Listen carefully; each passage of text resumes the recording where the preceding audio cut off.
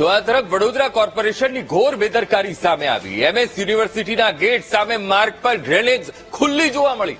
શહેરના રસ્તાઓ પર ડ્રેનેજના ઢાંકણ ખુલ્લી હાલતમાં જોવા મળ્યા અને ખુલ્લા ઢાંકણથી વાહન ચાલકોમાં અકસ્માતનો ભય પણ રહે છે।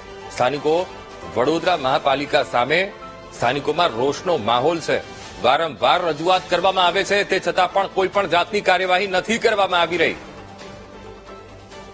ત્યારે બહુ પરિસ્થિતિ ખરાબ છે। અહીંયા કણે એકદમ કેટલાય દિવસથી અમે જોઈએ છીએ આનું ઢાંકણું ખુલ્લું છે, એમાં ગમે ત્યારે કોઈ છોકરા રમતા હોય, કોઈ મોટા, કોઈ ગાડીઓ ખબર ન હોય ને અંદર ટાયર બી ઉતરી જાય, એ એક સારું ન કહેવાય। શું આ કોર્પોરેશનને એક જવાબદારી છે, પણ એ લોકો કંઈ બેદરકારીના લીધે કંઈ જોતા નથી।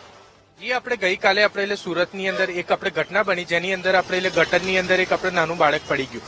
તો મતલબ કે આવી જ રીતે આપણે વડોદરા અને સુરતની અંદર અવારનવાર આવી ઘટનાઓ બનતી રહી છે, જેના જિમ્મેદાર આપણે કોર્પોરેટર અને મતલબ કે પ્રશાસકો છે। તો જોવા જઈએ તો આપણે કે સ્કૂલ અને આપણે કોલેજોની અંદર બી આવા બધા આપણે કે એમની પાસે આપણે ગટરો આપણે પડી હોય છે, જેના આપણે ઢાંકણો આપણે ખુલ્લા હોય છે। તો પ્રશાસનને એ જ વિનંતી છે કે આ મતલબ કે ઘટનાઓ આપણે જે બી બનતી હોય છે, જેના જિમ્મેદાર આજુબાજુની અંદર ખાસી બધી ગટરો અને મતલબ કે ખુલ્લા આપણે ઢાંકણો હોય છે, તો આવા ઢાંકણોની અંદર આપણે કે જે બી ઢાંકણો ખુલ્લા હોય એના આપણે વહેલી તકે એનું આપણે સમાપન કરો આ કાર્યની અંદર। અને આપણે સ્કૂલ અને કોલેજોની બહાર જ આવા બધા મતલબ કે ઢાંકણો ખુલ્લા હોય છે, તો આવા મતલબ કે ઢાંકણો છે એને આપણે વહેલી તકે બંધ કરો।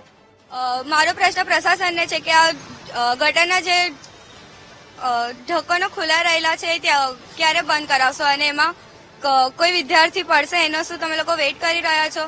અમારો પ્રશ્ન એ જ છે કે તમે વહેલી તકે આ ઢાંકણોને બંધ કરાવો।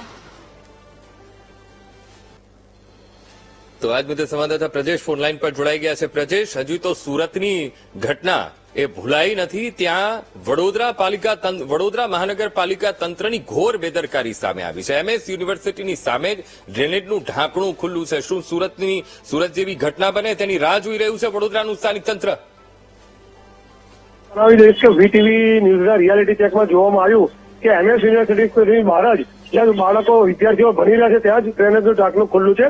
હજુ પણ વડોદરાના સત્તાધીશો કોઈ એનાથી સબક લીધી નથી અને વીટીવીના સમાચારના રિયાલિટી ચેક બાદ આદેશ કરવામાં આવ્યા છે કે આ ખુલ્લા ઢાંકણાને બંધ કરવામાં આવે। જી બિલકુલ પ્રજેશ, સમગ્ર માહિતી સાથે જોડાવા બદલ આપનો આભાર। હવે આપને ટીવી સ્ક્રીન ઉપર આ બે દ્રશ્યો બતાવી રહ્યા છીએ। એક સુરત કે જ્યાં ડ્રેનેજમાં બાળકના પડી જવાથી મોત થયું છે। ગઈકાલે બાળક પરિવાર સાથે રમી રહ્યું હતું, ફરી રહ્યું હતું, એ પરિવાર પણ આનંદમાં હતો, પણ આજે એ પરિવાર આજે આક્રંદ કરી રહ્યો છે, કારણ કે આ બાળક અત્યારે તેમની વચ્ચે રહ્યું નથી।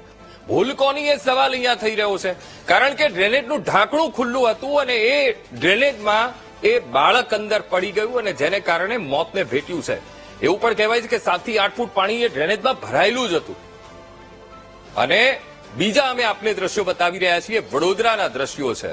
ત્યારે વડોદરા મહાનગરપાલિકા તંત્રની પણ અહીંયા ઘોર બેદરકારી દેખાઈ રહી છે।